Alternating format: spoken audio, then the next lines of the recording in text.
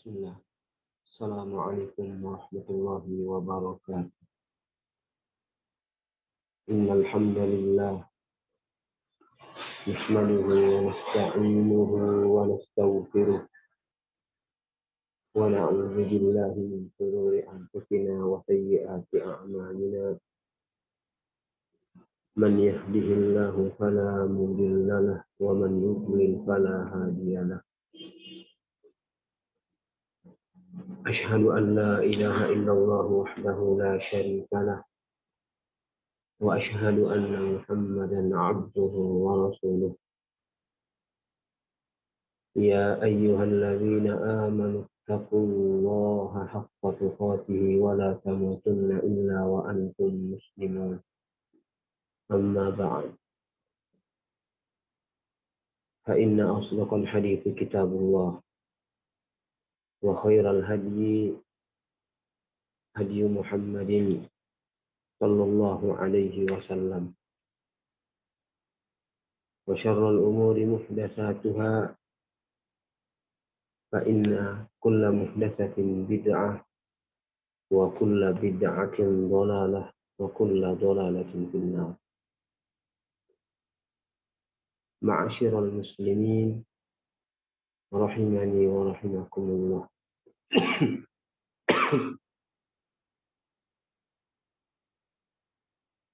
Alhamdulillah, segala puji bagi Allah Subhanahu wa taala karena karunia-Nya kita bisa melanjutkan pelajaran kita pada sore hari ini. Di dalam membaca dan mengkaji sebuah risalah yang ditulis oleh Syekh Dr. Shalih bin Fauzan Al-Fauzan hafizahullah ta'ala, yang beliau beri judul Tanbihatun ala ahkamin takhtassu bil mu'minat. Dan jamaah sekalian, kita masih dalam pembahasan tentang hukum-hukum yang khusus bagi perempuan atau yang khusus bagi wanita di dalam masalah haji dan umrah. Jamaah kaum muslimin rahimani wa rahimakumullah, sampai kita pada permasalahan yang ketiga yang disebutkan oleh beliau. Kata beliau, as-salif yasihhu an tanubal mar'atu anir rajuli fil hajji wal umrah. Jadi sah seorang wanita menggantikan laki-laki dalam haji dan umrah. Jemaah sekalian, yang orang kenal yang namanya dengan haji badan, bahwa wanita juga boleh menggantikan orang lain. Apakah itu wanita dari kerabatnya atau yang lain, ataukah laki-laki dari kerabatnya atau yang lain, untuk menunaikan ibadah haji dan umrah. Begitu juga terkait apakah itu hajinya haji yang wajib ataukah hajinya haji yang sunnah. Ya, maka hukumnya juga boleh menurut pendapat ya, para ulama tentang masalah ini. Nah, ini sebagaimana yang dikatakan oleh Syekhul Islam Ibn Taimiyah rahimahullahu ta'ala dalam Majmu' Fatawa. Kata beliau, yajuzu lil mar'ati an tahujja an imra'atin ukhra bittifaqil ulama sawa'an kanat bintaha aw ghayra bintiha.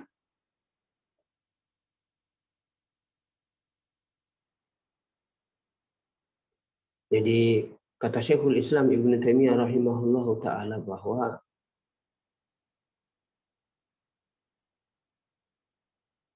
boleh bagi seorang wanita untuk membadali hajinya wanita yang lain menurut kesepakatan para ulama. Dan sama saja apakah itu anak perempuannya atau bukan. Baik kita katakan apakah dia kerabatnya atau bukan. Kemudian beliau melanjutkan wa kadzalika yajuzu an tahujjal mar'atu 'ala 'anil rajuli indal a'immatil arba'ati wa jumhuril ulama. Begitu juga kata beliau, boleh bagi seorang wanita untuk membadali hajinya seorang laki-laki menurut pendapatnya imam yang empat.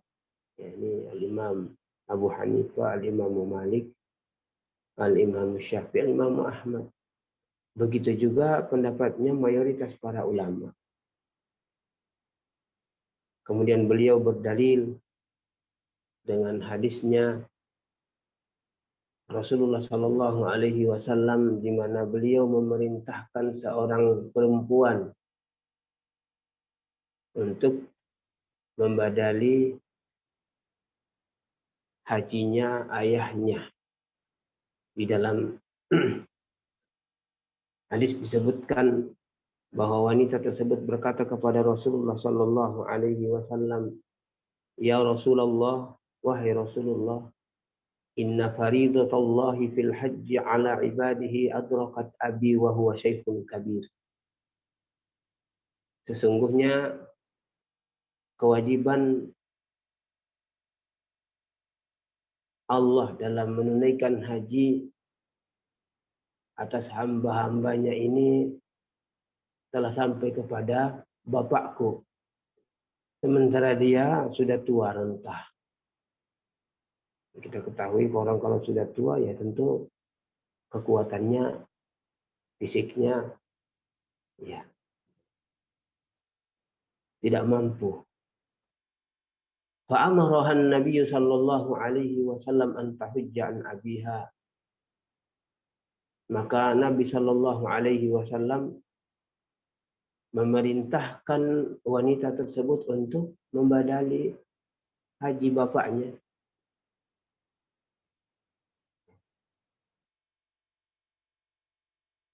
Wanita, anak ini adalah wanita yang menyampaikan perihal bapaknya. Nah, bapaknya punya harta. Dia sudah kewajiban hanya saja dia tidak mampu karena dia sudah dalam segi fisik dia sudah tua. Padahal kalau kita melihat bahwa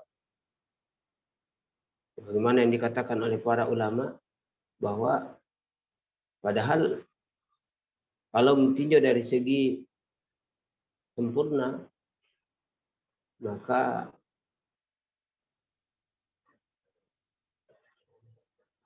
penunaian hajinya seorang laki-laki itu lebih sempurna dari perempuan.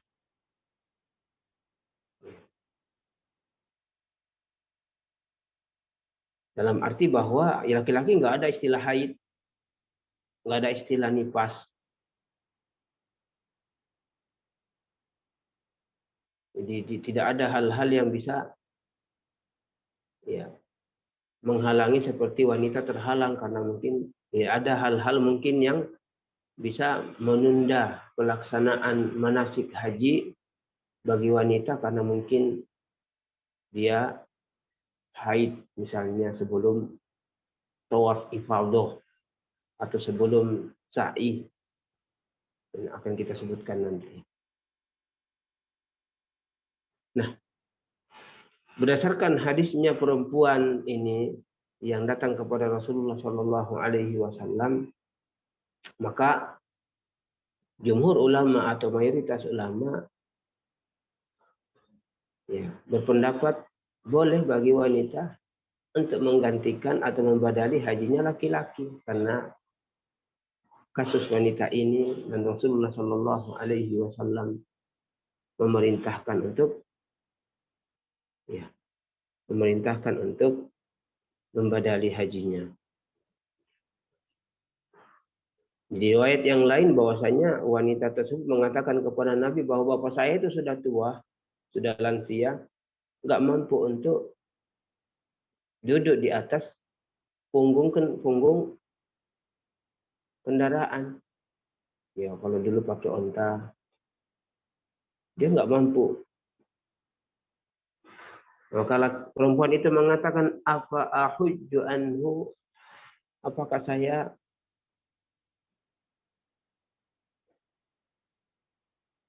membadali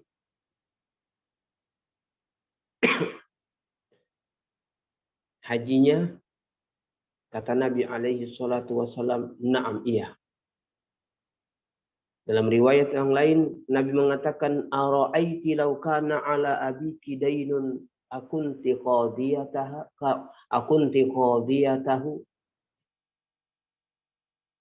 Bagaimana pendapatmu kalau seandainya bapakmu itu punya utang?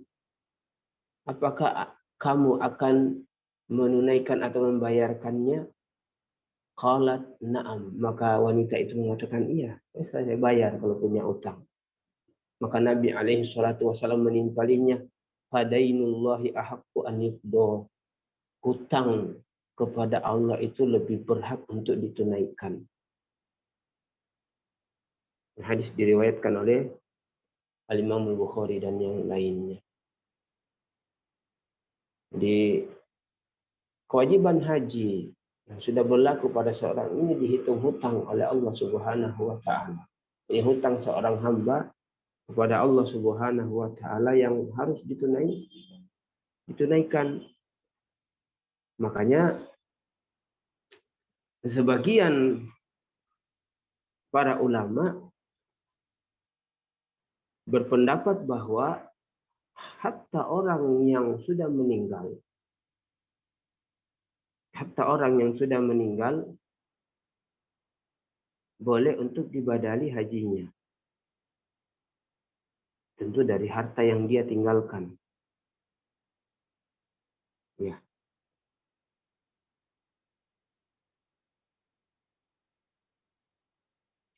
Kalau misalnya tidak ada yang mau membadali hajinya secara sukarela, maka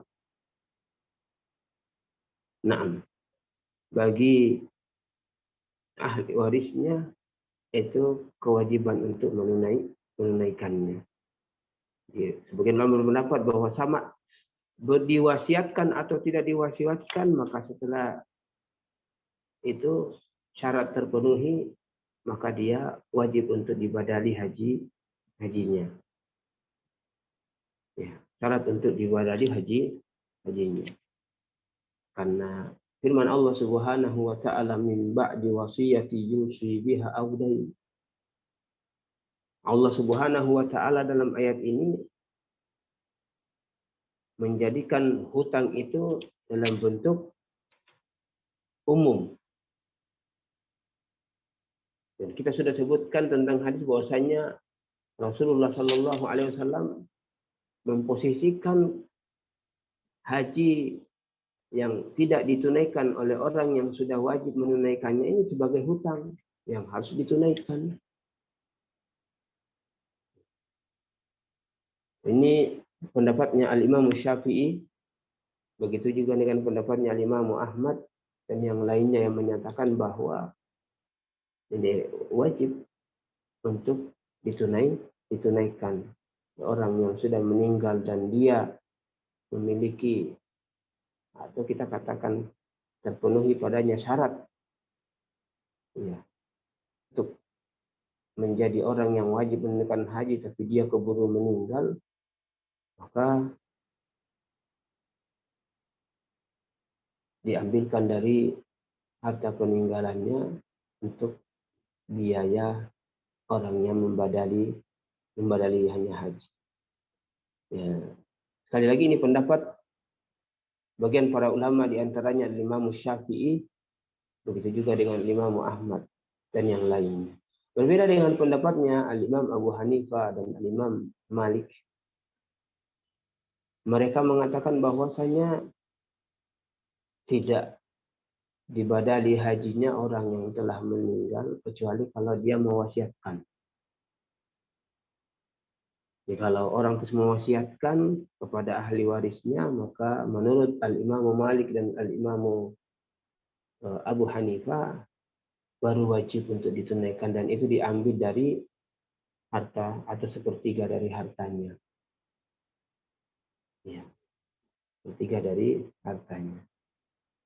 Tetapi ulama yang mengatakan wajib berarti ya masuk dalam kategori utang. Sebagaimana utang, kata misalnya ada utang kepada manusia, ya tentu sebelum harta yang ditinggalkan orang ini dibagi sebagai harta warisan, ya selesaikan utangnya dulu. Sisanya nanti baru kemudian dijadikan sebagai harta warisan. Nah, ini juga haji adalah dianggap sebagai utang. Berdasarkan ayat yang kita bacakan tadi. Min ba'di wasiyati yusi biha au dain.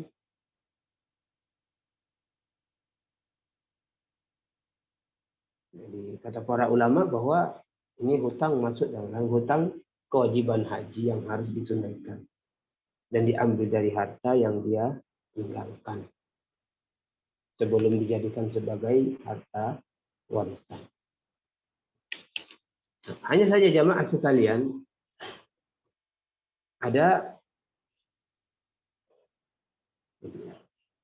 hal-hal yang perlu kita perhatikan atau diperhatikan oleh seorang yang ingin membadali haji seseorang. Ya. Bahwa pertama memang orang yang dibadali ini dia tidak mampu. Dia tidak mampu, seperti kasusnya ayah dari wanita yang kita sebutkan tadi hadisnya. Sakit misalnya yang menurut ahli kesehatan bahwa ini kemungkinan tipis sekali untuk sembuh. Ya, kemungkinan tipis untuk sembuh. Jadi sakitnya memang sudah parah dan divonis bahwa tipis harapan untuk sembuh. Nah, bagaimana seandainya sudah terlanjur dibadali hajinya, kemudian Allah menentukan takdir yang lain, tiba-tiba sembuh, pulih, sehat. Padahal vonis ahli medis misalnya sudah mengatakan ini harapannya 0,0 sekian persen untuk sembuh. Sehingga bersegeralah anak-anaknya atau yang lainnya untuk menunaikan haji atau membadali hajinya. Berapa lama setelah haji badalnya ditunaikan sembuh? Pertanyaannya, apakah kewajiban haji orang yang tadi divonis tidak akan sembuh lagi ini sudah gugur, ataukah dia tetap diwajibkan karena dia sudah sembuh? Ini ada dua pendapat dalam masalah ini, tapi pendapat yang kuat, pendapat yang roji bahwa sudah gugur kewajibannya, alias dia tidak wajib lagi. Kalau dia haji berarti hajinya dianggap sebagai haji yang sunnah. Haji yang sunnah. Kenapa? Ya, kewajibannya di awalnya dia sudah tunai sudah ditunaikan. Perkara ternyata Allah mentakdirkan dia sembuh lagi, maka ini di luar dari kemampuan manusia. Para ahli kesehatan sudah memvonis bahwasanya tipis untuk sembuh, sehingga diambil keputusan untuk membadali hajinya. Ternyata Allah berkeinginan lain, memanjangkan usianya dan menyehatkannya dia kembali. Ala kulli hal, maka kata para ulama, iya, katakan bahwasanya sudah ditunaikan. Ibaratnya utangnya sudah dibayarkan. Apanya lagi yang perlu ditunaikan?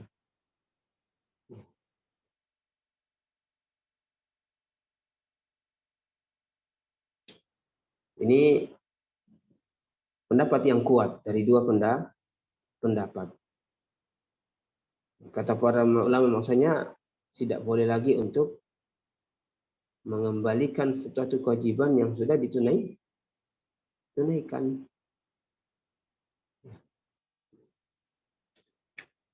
Kemudian terkait itu juga bahwa orang yang membadali haji orang lain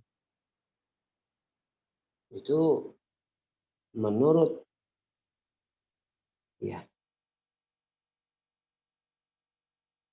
ulama Syafi'iyah, begitu juga ulama dari mazhab Hanabilah, dan ini pendapatnya sahabat Abdullah ibnu Abbas,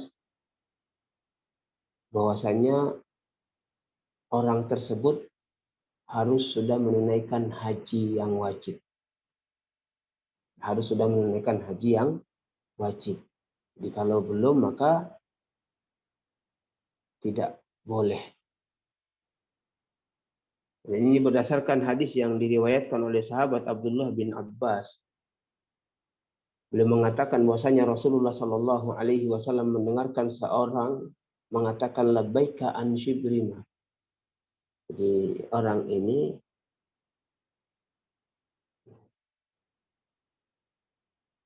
menunaikan haji atau membadali hajinya orang yang bernama Shibrima. Ketika ditanya oleh Rasulullah, man Shibrima? Siapa itu Shibrima? Qala akhun li, dia saudara laki-laki. Jadi au qaribun li, itu dia kerabatku.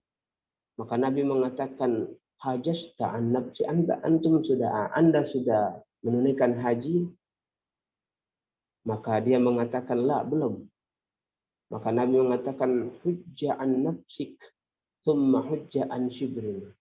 Tunaikan haji dulu untuk dirimu, kemudian baru tunaikan untuk shibrima. Hanya saja menurut ulama bahwa hadis ini diperselisihkan apakah hadisnya marfu atau mauquf, ataukah hadisnya sahih atau tidak. Ala kulli hal, ini pendapat yang pertama mengatakan bahwasanya tidak boleh dan tidak sah ketika seseorang yang belum haji kemudian membadali hajinya orang lain.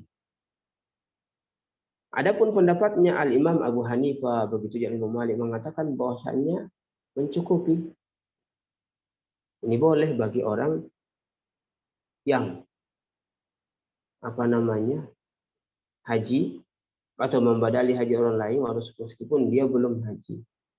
Dan Al-Imam Abu Hanifah, begitu juga Imam Malik dan yang lain, yang ulama yang mengikuti pendapat beliau ini mengatakan bahwasanya hadis tentang wanita yang bertanya kepada Rasulullah Shallallahu Alaihi Wasallam tentang perihal bapaknya yang sudah tua renta dan dibadali hajinya itu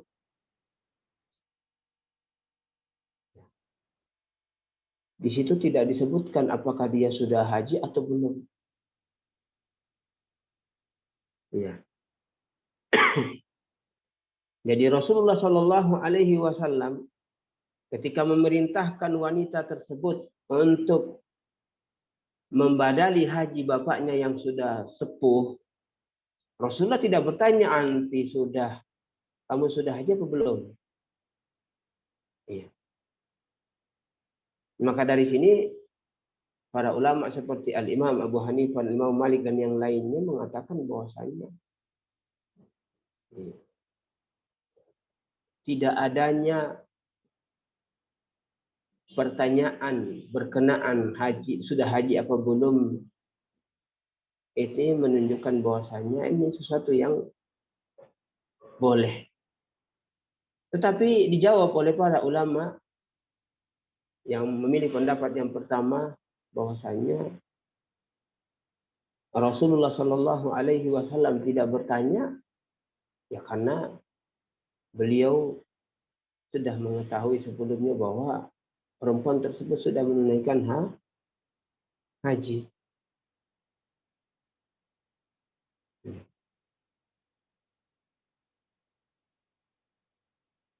Jadi beliau tidak memperinci dan menanya apakah kamu sudah haji atau tidak karena beliau sendiri sudah tahu bahwa perempuan ini sudah menunaikan haji. Nah, itu jamaah sekalian perihal tentang bolehnya seorang wanita untuk membadali haji orang lain, apakah itu wanita ataukah laki-laki. Permasalahan yang keempat, kata beliau Ar-Rabi, idza tara al-mar'ata wa hiya fi tariqiha ila al-hajji haidun aw nifasun fa innaha tamdi fi tariqiha. Kalau seorang wanita sudah dalam perjalanan menuju haji, kemudian tiba-tiba haid atau tiba-tiba lahiran, mungkin dia sudah berangkat dalam keadaan dia sudah hamil tua. Apa yang dilakukan kata beliau, fa innaha tamdi fi tariqiha, dilanjutkan. Lanjutkan perjalanannya untuk menunaikan manasik haji. Belum sampai di miqat, ya enggak pula misalnya orang tinggal di Karawang, ya dari Karawang diangkut menuju ke Jakarta untuk pemberangkatan di bandara. Sampai di bandara haid, datang bulan, atau mungkin nifas, dan dia mampu untuk melanjutkannya. Maka apa yang dilakukan? Melanjutkan. Kalau memang itu memungkinkan. Kalau haid saya rasa urusannya ringan. Masalah ketika urusannya lahiran. Apalagi harus sesarah, kalau kondisinya seperti ini ya tentu lain lagi. Kalau dulu kasus yang terjadi,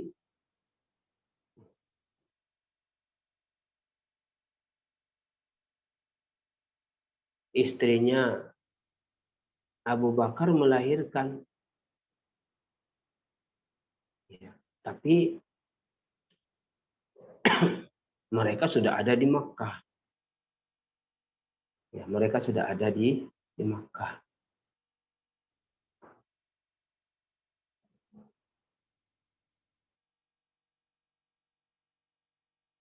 Adapun kalau misalnya masih ada di Indonesia terus melahirkan, ya tentu ini sesuatu yang berat.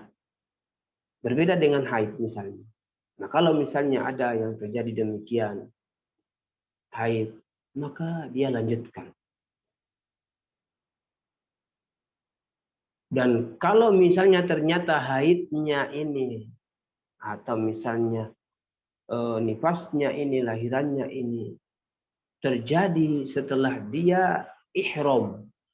Ini dia sudah melewati miqat, dia sudah memakai pakaian ihram, dia sudah niat, maka kata para ulama, Dan kata Syekh Shalih Al Fauzan, fa innaha tuhrim ka ghairiha minan nisa'it thahirat. Maka dia ihram, niat ihram, ya, seperti wanita-wanita lain yang suci. Kenapa? Karena ihram itu tidak disyaratkan harus suci. Tidak disyaratkan harus suci. Tidak seperti orang sholat harus suci.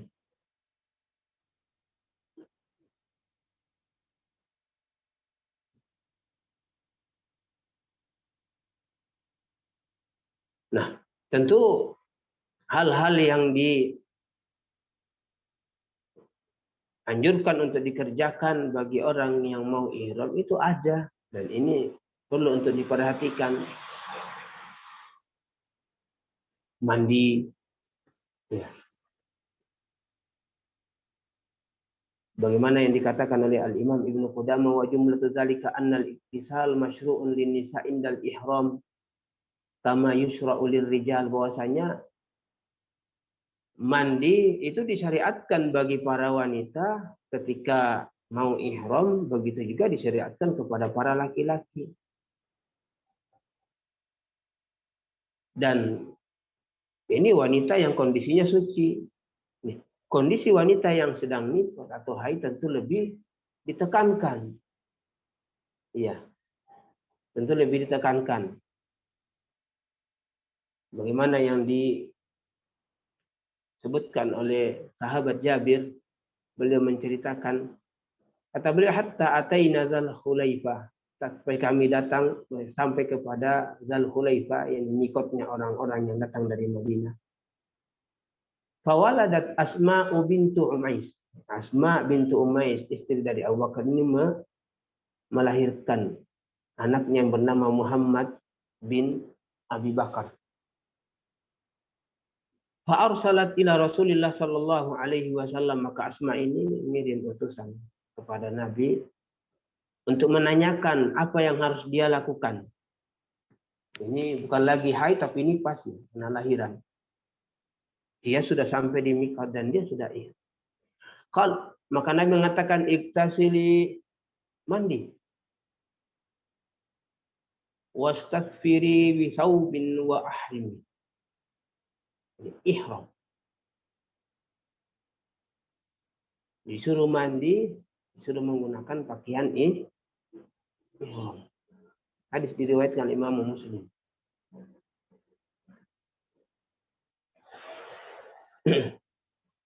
Jadi Nabi Shallallahu Alaihi Wasallam memerintahkan kepada Asma binti Umais untuk mandi dalam keadaan dia tentunya masih nifas karena baru lahiran. Jadi dia tetap diperintahkan untuk melakukan manasik kecuali nanti yang dikecualikan.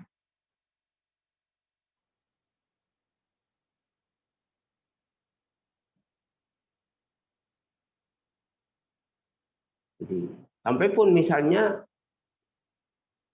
wanita tersebut dia sudah ihram, iya, kemudian tiba-tiba haid dan tiba-tiba nifas, maka dia tetap dalam keadaan ihram. Dan dia tidak boleh melakukan hal-hal yang merupakan pelanggaran di dalam ihram. Nggak boleh motong kuku dan yang lainnya. Hanya saja dia tidak boleh untuk tawaf di Ka'bah. Ya. Begitu juga dengan sa'i antara Safa dan Marwah. Ditunggu sampai dia suci dari haid atau suci dari nifas. Suci dari nifas. Loh, kalau nifas kan lama. Kalau misalnya 40 hari, ya ditunaikan setelah 40 hari. Nah, di sini mungkin timbul pertanyaan, lah, gimana orang nifas panjang sementara waktu kepulangan, kalau misalnya orang yang ada di Mekah itu nggak terlalu masalah. Rumahnya dekat. dia bisa saja balik setelah dia selesai nifas. Ini masalahnya orang dari Indonesia misalnya atau dari negara yang jauh, ya nggak mungkin, ya. Dan dia tentu ikut rombongan, ya, dia tentu ikut rombongan yang punya jadwal harus pulang tanggal sekian, nggak bisa ditunda. Maka para ulama ya menjelaskan perihal tentang wanita yang seperti ini. Dia sudah menunaikan sebagian manasik haji. Boleh jadi dia wukuf di Arafah. Ya, boleh jadi dia sudah nginap di Muzdalifah. Dan boleh jadi mungkin dia sudah melempar jumratul aqabah. Dan boleh jadi dia sudah ya memotong rambutnya. Tetapi dia belum tawaf ifadah misalnya. Dia belum tawaf ifadah. Atau dari awal dia sudah nifas atau haid. Maka seperti yang kita katakan tadi, laksanakan semua manasik haji kecuali tawaf dan sa'i. Nah, tawaf ifadah ini bagian dari rukun haji. Sebagaimana sa'i antara Safa dan Marwah juga gitu. Rukun tentunya ketika ditinggalkan maka ibadah batal. Solusinya bagaimana jamaah sekalian bagi wanita yang mengalami demikian? Ya, kloter dia sudah harus pulang tanggal sekian. Sementara dia belum tawaf ifadah dalam keadaan dia masih haid, dalam keadaan dia masih nifas.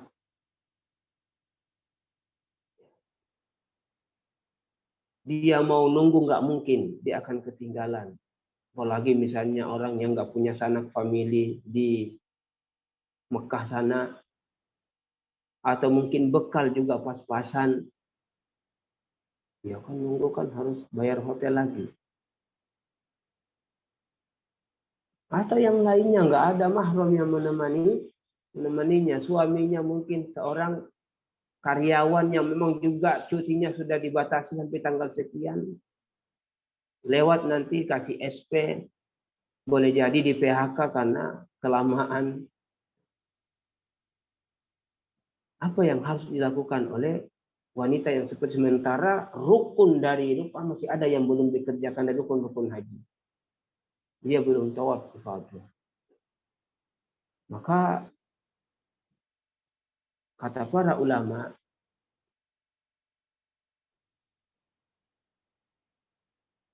jalan yang paling ya dekat dengan syariat agama yang mulia ini, yang memang Allah Subhanahu wa taala tidak menginginkan kesukaran bagi hamba-hambanya. Allah yuridullahu bikumul yusra wa la yuridu bikumul usra. Allah menginginkan bagi kalian itu kemudahan dan tidak menginginkan bagi kalian kesusahan.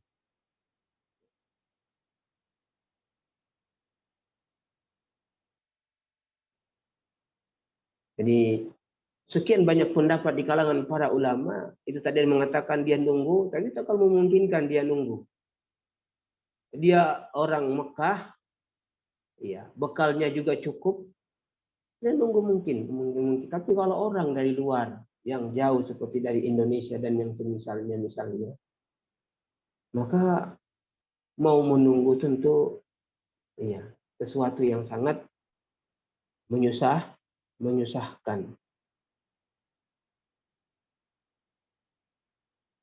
Atau mungkin ada pendapat yang mengatakan bahwa ya sudah, pulang ikut apa namanya, pulang begitu aja tanpa tawaf,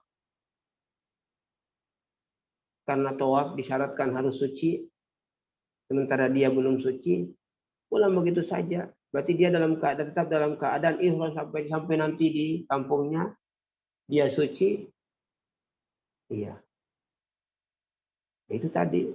Kalau dia punya biaya dan ada orang yang mau mahramnya menemaninya lagi untuk kembali lagi nanti ke ke Mekah untuk tawaf kemudian sa'i, maka mungkin dilakukan.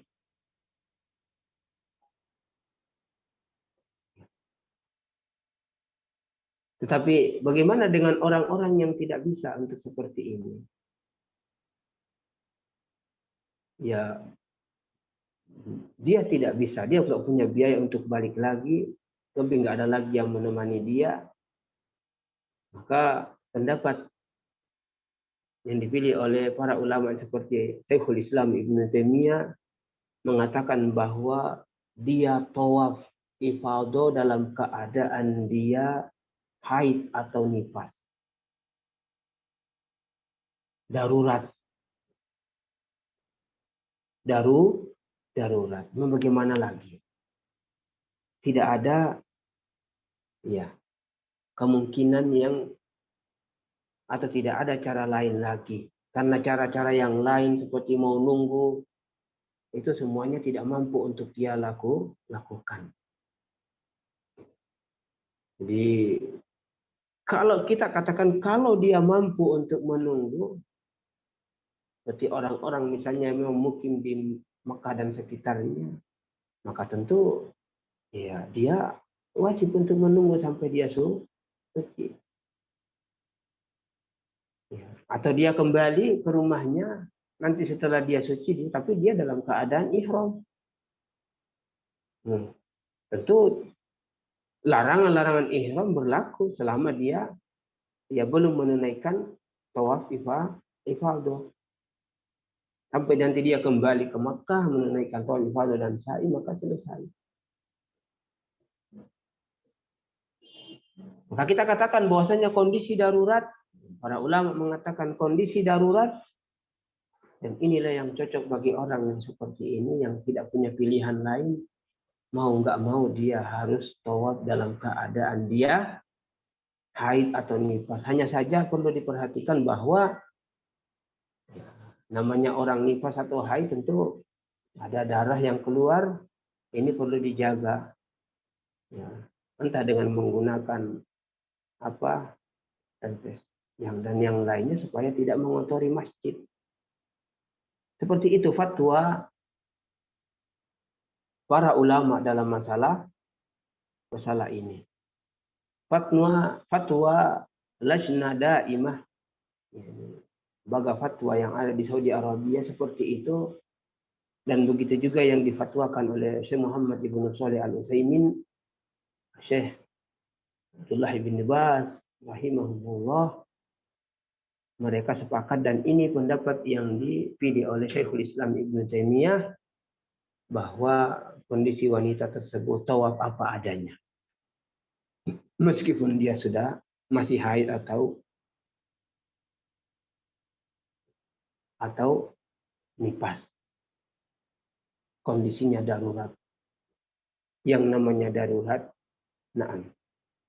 mengangkat sesuatu yang bolehkan sesuatu yang tidak boleh. Jemaah sekalian, itu perihal kondisi wanita yang dia haid atau nifas. Apakah itu sebelum sampai di mikot atau setelah sampai, bahkan setelah dia melaksanakan manasik haji dan masih ada yang tersisa, maka dia tetap melanjutkannya. Hanya saja kalau dia haid dan dia nifas, dia tidak boleh untuk tawaf kecuali kondisi darurat yang kita jelaskan tadi. Nah, mengenai tentang amaliyah atau perbuatan yang dilakukan oleh wanita ketika ihram tentu seperti yang dilakukan oleh para laki-laki. Mandi, ya, bersih-bersih. Ya, ini tentu sebelum ihramnya. Motong kuku, potong bulu ketiak, potong bulu kemaluan. Ini pokoknya bersih-bersih. Sehingga hal tersebut tidak mengganggu dia nanti ketika dia sudah ihram, karena itu sudah tidak bisa lagi dilakukan.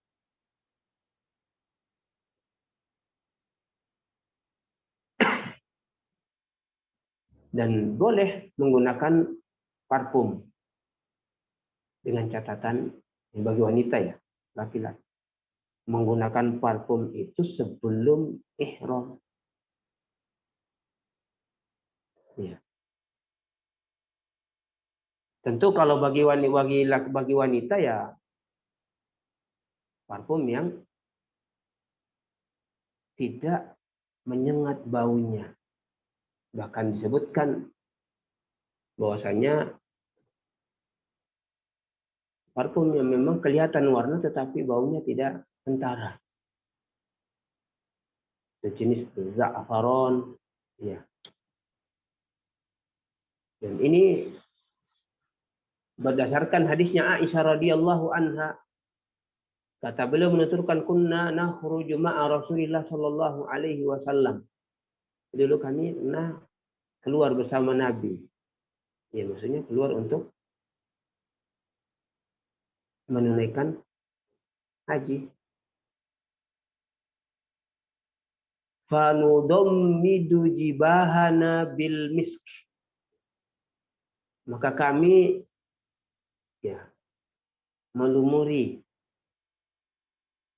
jidat kami dengan parfum indal ihram.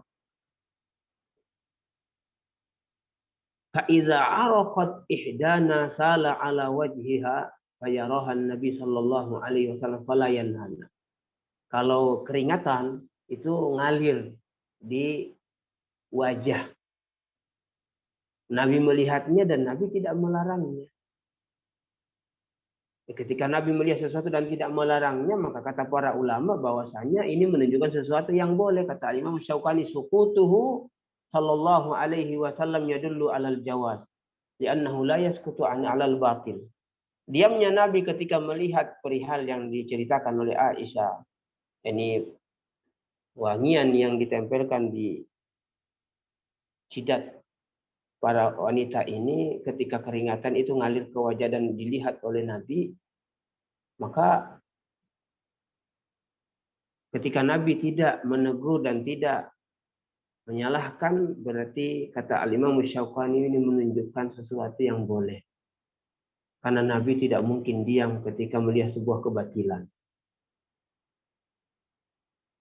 Para ulama mengatakan bahwasanya ini dimaknai bahwasanya parfum yang digunakan oleh wanita ini parfum yang memang khusus bagi wanita yang kelihatan warnanya tetapi aromanya tidak menyengat. Aromanya tidak menyengat. Makanya kita katakan di dalam riwayat yang lain, ya, Aisyah mengadakan tadammahna biza'faron wal wars. Di kami itu menggunakan za'faron, ini jenis wangian yang memang sebagai wanita dan waros. Yang dia itu kelihatan warna tetapi baunya atau aromanya tidak menyengat. Yang menyengat tidak boleh tentunya karena ada larangan tentang masalah ini.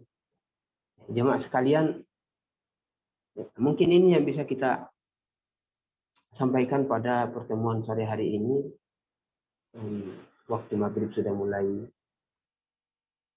mendekat, maka mungkin kita cukupkan. Kita tutup dengan doa kafaratul majelis. Subhanakallahumma wa bihamdik, asyhadu an la ilaha illa anta astaghfiruka wa atubu ilaik.